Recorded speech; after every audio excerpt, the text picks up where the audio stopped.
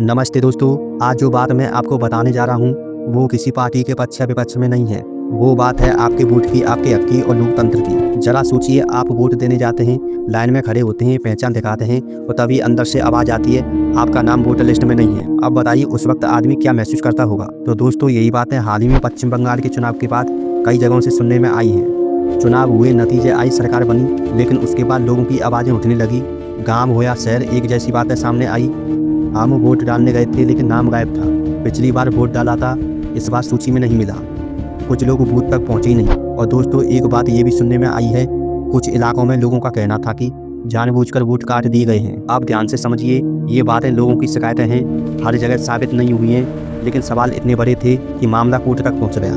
अब सवाल उठता है, अगर किसी का नाम वोटर लिस्ट से पहले ही हटा दिया जाए तो वो वोट कैसे डालेगा, और जब वोट ही नहीं डलेगा तो चुनाव का मतलब क्या रह जाएगा। यही सवाल हजारों लोगों के मन में बैठ गया।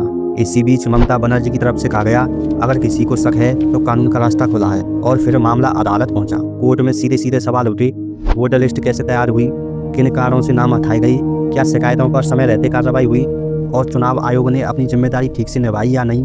तो दोस्तों, ये लड़ाई किसी कुर्सी की नहीं थी, ये लड़ाई थी भरोसे की। अब एक बात साफ समझ लीजिए, ये कहना गलत होगा कि पूरा चुनाव ही गलत था, लेकिन ये कहना भी गलत होगा कि सारी शिकायतें झूठी थी। इसलिए कोर्ट का फैसला सबसे अहम हो जाता है। अगर आगे जांच में यह साबित होता है कि वोट लिस्ट में गड़बड़ी हुई या लोगों को जानबूझकर रोका गया, तो ये सिर्फ बंगाल का मामला नहीं रहेगा, ये सवाल बनेगा पूरे देश के चुनावों पर। दोस्तों, लोकतंत्र की असली ताकत सरकार की नहीं होती, लोकतंत्र की ताकत होता है आपका वोट। अगर वोट सुरक्षित नहीं तो लोकतंत्र कमजोर है।